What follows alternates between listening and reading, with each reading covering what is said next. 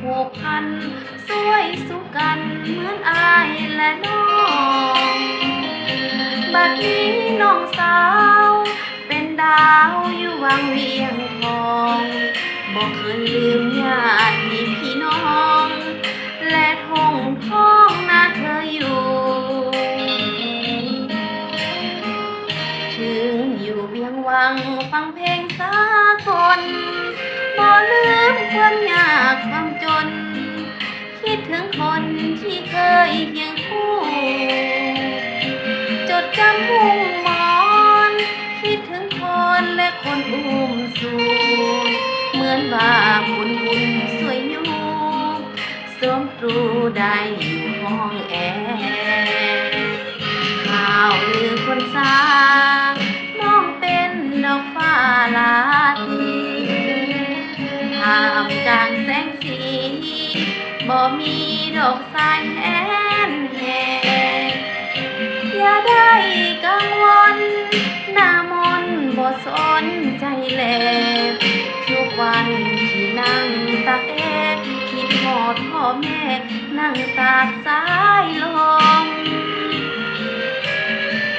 เมื่อยามมีหวังบ่ยอมเสียสูญรูปทรงจะคงมีคุณเนื้ออุ่นเจ้าอย่าตรอมตมให้คืนบ้านนอกอ้ายบอกจะคอยตาคมหวนคืนไปนั่งตากลม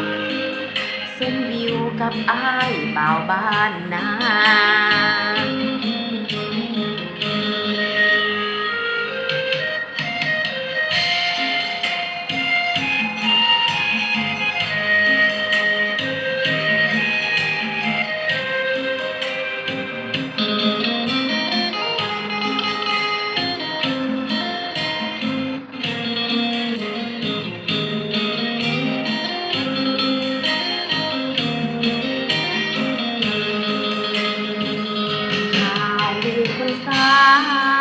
น้องเป็นดอกฟ้าลา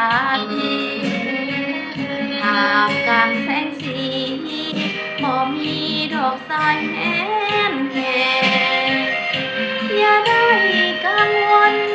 หน้ามนบ่สนใจแลทุกวันที่นั่งตากแอร์คิดฮอดพ่อแม่นั่งตากสายลมมีหวังบ่ยอมเสียสูญรูปทรงจะคงมีคุณเนื้ออุ่นเจ้าอย่าตรอมตมให้คืนบ้านนอกอ้ายบอกจะคอยตาคม